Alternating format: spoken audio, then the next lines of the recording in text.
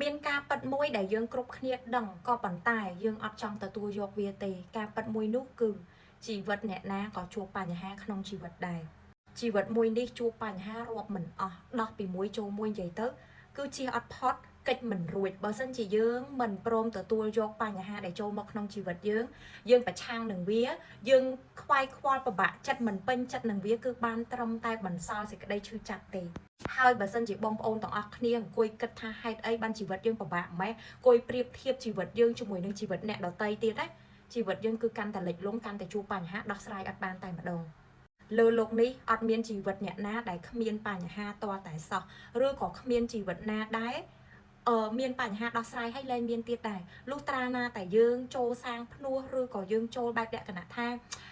យើងបោះចោលអស់រឿងក្រុមគ្រួសាររឿងអីអ្នកទាំងអស់គ្នាយើងចូលកាន់សាសនាដែលពេញលេញឬក៏អីមួយផ្សេងចឹងទៅតែបើសិនជាក្នុងជីវិតដែលយើងរស់នៅការងារប្រចាំថ្ងៃមិនថាបងប្អូនបរោះមិនថាបងប្អូននារីទេយើងតែងតែមានសេចក្តីទុកយើងតែងតែជួបបញ្ហាក្នុងជីវិតចឹងបើសិនជាបងប្អូនមានជួបបញ្ហាមានជួបទុកសោកក្នុងជីវិតទទួលយកការពិតទៅវាជាច្បាប់នៃធម្មជាតិគ្មានអ្នកណាដែលគ្មានបញ្ហាទេអ្នកមានក៏ជួបបញ្ហាអ្នកអត់ក៏ជួបបញ្ហាចាអ្នកជីវភាពល្មមក៏បញ្ហាដែលជួបស្តៀងគ្នាគ្រាន់តែរឿងរ៉ាវស្ថានភាពហ្នឹងគឺវាមិនដូចគ្នាអញ្ចឹងនៅក្នុងវីដេអូនេះខ្ញុំគ្រាន់តែចង់ឲ្យបងប្អូនទាំងអស់គ្នាទទួលយកការពិតដែលយើងប្រកែកអត់បានទេថាយើងត្រូវតែជួបបញ្ហាក្នុងជីវិតហើយឲ្យបងប្អូនទាំងអស់គ្នាក្រោកឡើងមកដោះស្រាយបញ្ហាដែលយើងកំពុងជួបហើយឈប់យកជីវិតខ្លួនឯងទៅប្រៀបធៀបនឹងអ្នកដទៃ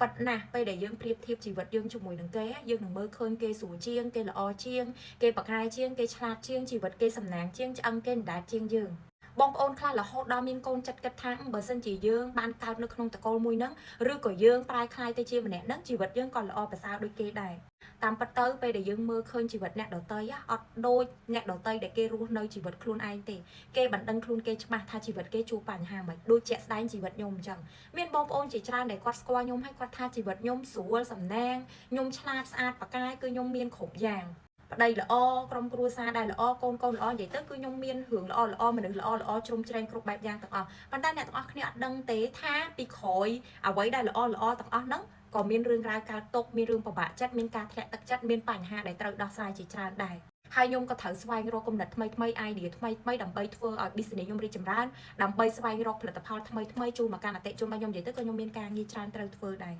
មិនមែនភាពសំណាងភាពស្រួលនឹងមានតែភាពសនុកសុខស្រួលនឹងទេអ្នកទាំងអស់គ្នារសជាតិនៃជីវិតដូចរសជាតិសម្លមួយឆ្នាំអញ្ចឹងមានអំបិលមានស្ករមានប៊ីចេងមានម្សៅស៊ុបចាមានបន្លែមានសាច់ជីវិតយើងដូចគ្នាយើងអត់អាចទទួលបានតែរសជាតិផ្អែមមួយមុខទេបើសិនជាយើងទទួលបានតែរសជាតិផ្អែមយើងអត់ដឹងថាអាផ្អែមនឹងវាឆ្ងាញ់ប៉ុណ្ណាទេតោះតែយើងប្រៀបធៀបជាមួយល្វីងជាមួយជូរជាមួយចត់ជាមួយប្រៃទើបយើងដឹងថាផ្អែមនឹងមានជាតិប៉ុណ្ណាខ្ញុំលើកឧទាហរណ៍មួយទៀតដែលយើងតែងតែជួបគ្រប់គ្នាហ្មងពេលវេលាដែលអ្នកទាំងអស់គ្នាត្រូវឈឺថ្កាត់ដែរចាបន្តិចបន្តួចអីផ្ដាសាយគ្រុនអីគឺតែងតែមានហើយអញ្ចឹងអត់មានណាគេចង់ឲ្យខ្លួនឯងឈឺទេត្រូវឲ្យបងប្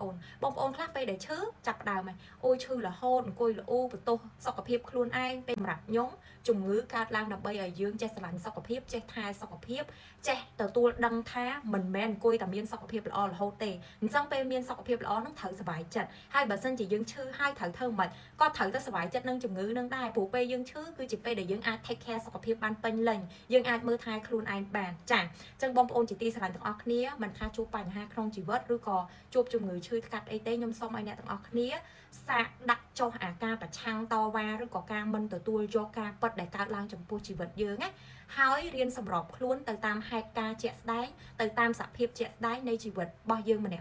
ទើបយើងអាចមានក្តីសុខបានច្រើនចាហើយយើងអាចដោះស្រាយបញ្ហាក្នុងជីវិតបានច្រើនអញ្ចឹងវីដេអូនេះមានតែប៉ុណ្្នឹងទេបើសិនជាបងប្អូនមានជាយោបល់អីបន្ថែមអាច comment ខាងក្រោមវីដេអូនេះបានហើយបើសិនជាបងប្អូនទាំងអស់គ្នាមានបញ្ហាស្បែកមុខជាំអាចក្រួយមុខខ្មៅស្អាតអត់ភ្លឺថ្លាស្បែកមុខមានស្នាមច្រើនមុខស្ដើងសរសៃក្រហមខ្សោយងាយរងប្រតិកម្មបងប្អូនអាចប្រើឈុតនេះបានវាជួយពង្រឹងរនាំងការពារស្បែកជួយស្បែករឹងមាំមានសុខភាពល្អឡើងវិញលឿនជួយកាត់បន្ថយចាការក្រហមមលិរោលបានលឿនជាពិសេសគឺកាត់បន្ថយជាំអាចក្រួយស្នាមសម្រាប់បងអូនដែលមានជាំមានអាចក្រួយកើតមានយូរឆ្នាំប្រើអីអត់បាត់អត់ផ្លែកសាកល្បងឈុតនេះបានបងប្អូនយើងមានឈុតធំជាមួយនឹងឈុតតូចតម្លៃធូរថ្លៃខ្លាំងមែនតើបងប្អូនជាឈុតសាកល្បងមាន3មុខមានសេរ៉ូមគ្រីមពេលយប់ជាមួយនឹងគ្រីមជាបានអាចក្រួយជាំនៅពេលព្រឹកបងប្អូនប្រើជាឈុតចឹងឆាប់ឃើញប្រសិទ្ធភាពលឿនចឹងបងអូនត្រូវការជំ ជាមួយផលិតផលអាចតាក់ទងបានគ្រប់តំណែងចែកចាយទាំងអស់ឥឡូវតនមានប្រម៉ូសិនណាបងប្អូនទាំងអស់គ្នាទិញឈុតនេះយកទៅប្រើបានទាំងមុខស្អាតហើយចំណាយលុយអត់តិចទៀតផលិតផលសក់បងប្អូនអត់មានផលប៉ះពាល់ទៅថ្ងៃក្រោយទេអរគុណ